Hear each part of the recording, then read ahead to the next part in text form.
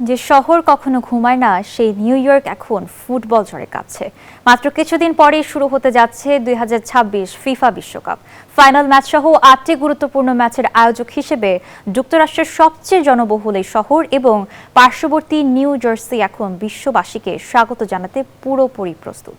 স্টেডিয়ামের সবুজ ঘাস থেকে শুরু করে টাইমস স্কোয়ারের ব্যস্ত সড়ক, সবখানেই এখন কেবলই বিশ্বকাপের উন্মাদনা। ইস্ট রাদারফোর্ডের নিউ ইয়র্ক নিউ জার্সি স্টেডিয়ামে এখন শেষ মুহূর্তের ব্যস্ততা। মেটলাইফ স্টেডিয়াম নামে পরিচিত এই ভেন্যুর পিচে বিছানো হচ্ছে নিখুঁত ঘাসের রোল, চলছে রোলার দিয়ে কম্প্যাক্ট করার কাজ। 19 জুলাইয়ের মেগা ফাইনাল সহ মোট 8টি ম্যাচের সাক্ষী হতে যাওয়া এই স্টেডিয়ামের চারপাশ সেজেছে ফিফা বিশ্বকাপের অফিসিয়াল সাইনবোর্ডে।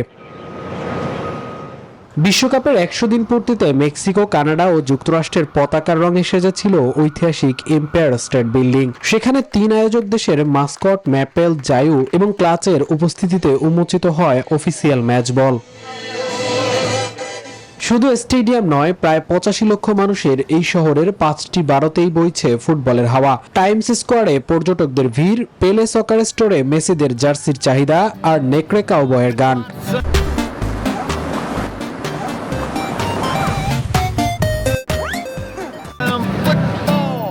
সব মিলিয়ে ম্যানহাটন যেন এক উৎসবের নগরী। ব্রঙ্কসের রাস্তায় স্বয়ং মেয়র জোরান মামদানি মেতে উঠেছেন শিশুদের সাথে ফুটবল খেলায়।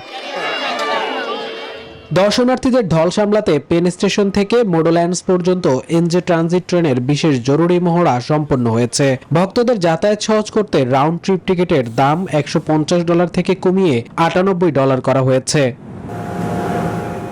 খেলা দেখার জন্য 5টি বড়তে তৈরি হচ্ছে সম্পূর্ণ ফ্রি ফ্যান জোন। কুইন্সের ইউএসটিএ বিলি জিন কিং ন্যাশনাল টেনিস সেন্টারে হবে সবচেয়ে বড় ফ্যান জোন। এছাড়া Rockefeller centre, Brooklyn bridge park, Bronx terminal market এবং স্ট্যাটেন আইল্যান্ডেও থাকবে সরাসরি ম্যাচ প্রদর্শন, খাবার ও সাংস্কৃতিক অনুষ্ঠানের জমজমাট আয়োজন। স্ট্যাচু অব লিবার্টির এই শহর এখন বিশ্বজুড়ে কোটি ফুটবল ভক্তের অপেক্ষার প্রহর গুনছে। মামুনুর রহমান, নিউজ 24।